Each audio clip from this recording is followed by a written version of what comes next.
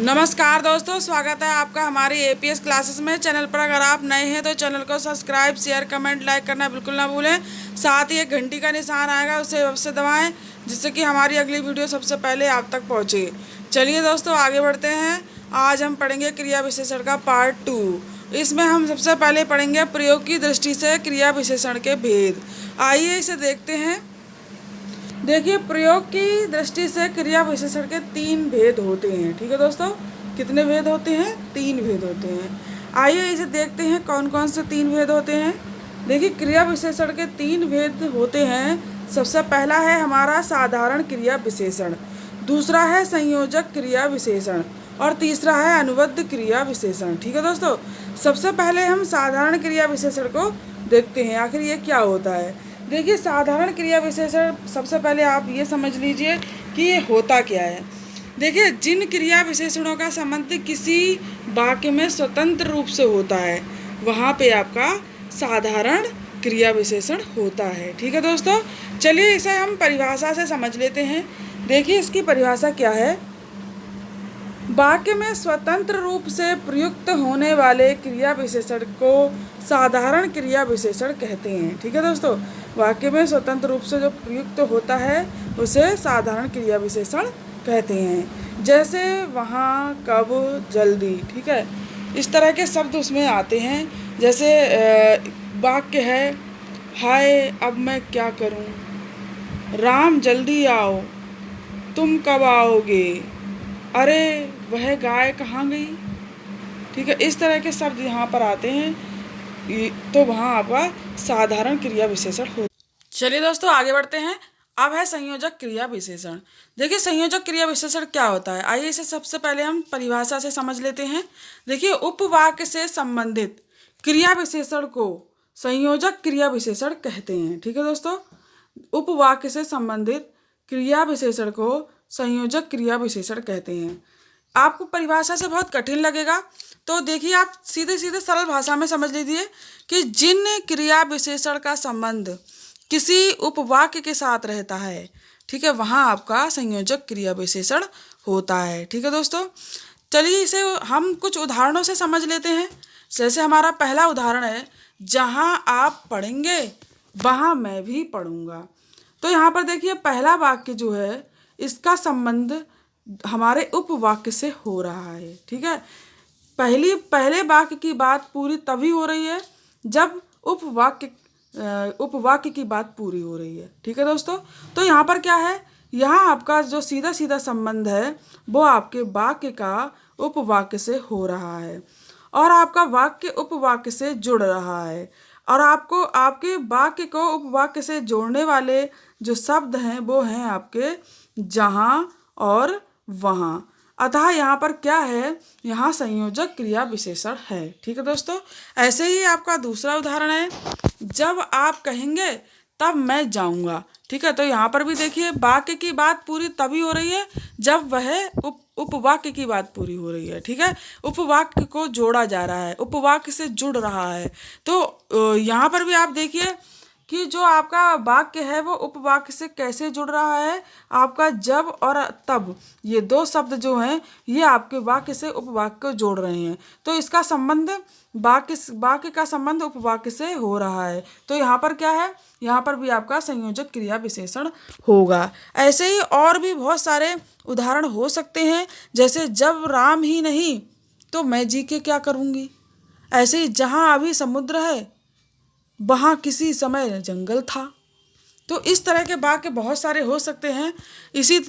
ऐसे वाक्य जो पहला वाक्य दूसरे वाक्य से जुड़ रहा है या उपवाक्य से जुड़ रहा है, तो वहाँ पर आपकी क्या होती है, संयोजक क्रिया विशेषण होता है। ठीक है दोस्तों, चलिए आगे बढ़ते हैं। अब है हमारा अनुबद्ध क्रिया विशेषण। ठीक है दोस्तों, अनुबद्ध क्रिया विशेषण क्या होता है। देखिए, किसी शब्द के साथ अवधारणा के लिए प्रयुक्त होने वाले क्रिया विशेषण को अनुबद्ध क्रिया विशेषण कहते हैं। ठीक है, जैसे तो, भी, तक, भर इत्यादि शब्द ऐसे अनुबद्ध क्रिया विशेषण में आते हैं। चलिए इसे हम परिभाषा से तो हमने समझ लिया और परिभाषा से हमें समझ में भी नहीं आएगा, इसे हम थोड़े अपने शब्दों में समझ लेते हैं। देखिए, अनुबद्ध क्रिया विशेषण आखिर होता क्या है? देखिए, जिनका प्रयोग निश्चय के लिए किया जाता है, मतलब जिसका प्रयोग, जिन जिन शब्दों का प्रयोग निश्चितता करने के लिए किया जाता है, निश्चित है ये बात है तो निश्चित है, तो निश्चितता प्रयोग करने के लिए किया जाता है, वहाँ पे आपका क्या होता है? अनुबद्ध क्रिया विशेषण होता है। या जिनका प्रयोग निश्चय के लिए किसी भी शब्द के साथ हो तो वहाँ पे आपका अनुबद्ध क्रिया विशेषण होता है। ठीक है दोस्तों, जैसे कि हम वाक्य मैंने यहाँ नहीं लिखा है, लेकिन मैं आपको ऐसे वाक्य बताती हूँ। जैसे यह तो किसी ने हत्या की, तो शब्द लगाया हमने। तो शब्द से क्या हो गया कि यह तो किसी ने हत्या की है, तो मतलब यहाँ पर आपका क्या हो रहा है? निश्चय ही किसी ने हत्या की है। ठीक है, यहाँ पे आपका निश्चितता को दर्शाया जा रहा है। मैंने उसे देखा है, तो यहाँ पर भी आपका निश्चितता ही का ही प्रयोग हो रहा है। तो इसी तरह से आपके ये सारे शब्दों का प्रयोग करके, आपके शब्दों वाक्यों का में प्रयोग करके आप देख सकते हैं। ठीक है दोस्तों, और आपको समझ में आ जाएगा कि अनुबद्ध क्रिया विशेषण क्या होता है। आइए दोस्तों आगे बढ़ते हैं। अब हम पढ़ेंगे रूप की दृष्टि से क्रिया विशेषण के भेद। देखिए, रूप की दृष्टि से क्रिया विशेषण के भेद कितने होते हैं? रूप की दृष्टि से क्रिया विशेषण के भेद होते हैं आपके 3। आइए समझ लेते हैं ये कौन कौन से भेद होते हैं। सबसे पहला भेद होता है हमारा मूल क्रिया विशेषण, दूसरा यौगिक क्रिया विशेषण और तीसरा स्थानीय क्रिया विशेषण। सबसे पहले हम पढ़ते हैं मूल क्रिया विशेषण। आखिर मूल क्रिया विशेषण क्या होता है? आइए इसे परिभाषा से समझ लेते हैं। देखिए, परिभाषा में क्या दिया है? बिना किसी अन्य के मेल में आए स्वतंत्र रूप वाले क्रिया विशेषण के मूल क्रिया विशेषण कहते हैं।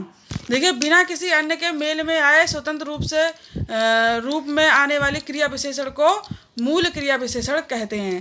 देखिए, परिभाषा शायद हमें समझ में ना आए, मैं सरल भाषा में समझाती हूँ। देखिए, जो दूसरे शब्दों के मेल से नहीं बनती है, ठीक है, जो स्वतंत्र होती है और जो किसी भी शब्दों के मेल से नहीं बनती है, वो आपकी क्या होती है? मूल क्रिया विशेषण होती है। ठीक है, उसमें शब्द इस तरह से आते हैं जैसे नहीं, दूर, फिर, ठीक, अचानक। ठीक है, इस तरह के शब्द आते हैं। तो जैसे कि ऐसा नहीं हुआ, वह दूर गया, फिर ऐसा हुआ, ठीक है, अचानक से मैं गया। ठीक है, इस तरह के हम वाक्य में प्रयोग करके भी इन्हें देख सकते हैं। और इस तरह के शब्द जो होते हैं उनमें कोई प्रत्यय नहीं जुड़ा होता है, ना ही इस तरह के शब्दों में कोई किसी शब्द का मेल होता है। ये शब्द स्वतंत्र होते हैं। ठीक है, तो यहाँ पर आपका मूल क्रिया विशेषण होता है। ठीक है दोस्तों, चलिए दोस्तों आगे बढ़ते हैं। अब है स्थानीय क्रिया विशेषण। देखिए, स्थानीय क्रिया विशेषण क्या होता है? देखिए, ऐसे क्रिया विशेषण जो कि बिना रूपांतर के किसी विशेष स्थान में आते हैं, वहाँ पे आपका क्या होता है? क्रिया विशेषण होता है। ठीक है, या अन्य शब्द भेद जो बिना किसी रूपांतर के किसी विशेष स्थान पर आते हैं, वहाँ आपका क्रिया विशेषण होता है। देखिए, कुछ उदाहरण दे रखे हैं, उदाहरणों से समझ लेते हैं हम। जैसे कि उदाहरण दे रखा है, राक्षस मुझे क्या खाएंगे, चोर पकड़ा हुआ आया, लड़का उठकर भागा। तो यहाँ पर खाएंगे, आया, भागा, ये तो आपकी क्रियाएं हैं। ठीक है, और आपका जैसे एक शब्द यहाँ पे उठकर, पकड़ा और आपका राक्षस, ये शब्द जो हैं आपके, ये आपके स्थानीय क्रिया विशेषण कहलाएंगे। ऐसे ही तुम दौड़कर चलते हो, ठीक है, तुम धीरे चलते हो, इस तरह से आपका जो दौड़ना होगा, जो धीरे होगा, ये शब्द भी आपके क्या होंगे? ये भी आपके स्थानीय क्रिया विशेषण होंगे। ठीक है दोस्तों, चलिए दोस्तों आगे बढ़ते हैं। दोस्तों, क्रिया विशेषण का पाठ यहीं समाप्त होता है। मैं आपको एक प्रश्न देती हूँ जो कि आप मुझे कमेंट्स बॉक्स में लिखकर इसका उत्तर देंगे। प्रश्न है हमारा, हिंदी वर्णमाला में व्यंजनों की संख्या है? ए है 41, बी है 21, सी है 51 और डी है 31। ठीक है दोस्तों, तो दोस्तों कल मिलते हैं अगले वीडियो के साथ, अगले टॉपिक के साथ। तो नमस्कार। वीडियो अगर आपको समझ में आई हो, पसंद आई हो, तो इसे लाइक, शेयर, कमेंट करना बिल्कुल ना भूलें।